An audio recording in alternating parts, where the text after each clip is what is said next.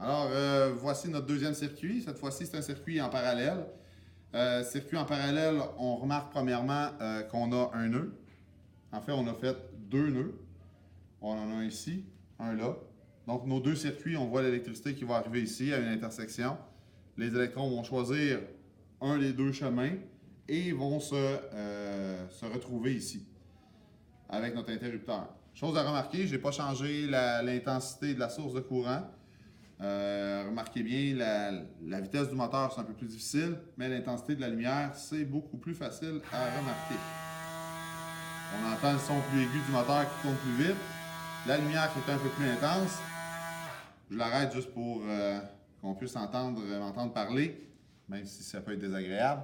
Alors, qu'est-ce qui se passe essentiellement? Notre source de courant fournit la même énergie aux électrons qui circulent. Cette fois-ci, l'énergie se dépense en totalité, si on veut, dans le moteur et l'ampoule, ce qui explique pourquoi l'ampoule est plus lumineuse. Dans un cas comme celui-là, évidemment, on dépense un petit peu plus d'énergie. Comme notre source de courant est infinie, ce n'est pas un problème. Avec une pile, ce serait différent. Donc, pour l'instant, on a un circuit parallèle. L'électricité se sépare en deux dans notre circuit. On a deux chemins différents qui nous amènent qui reviennent au point de départ. L'interrupteur nous fait interrompre les deux parties du circuit en même temps.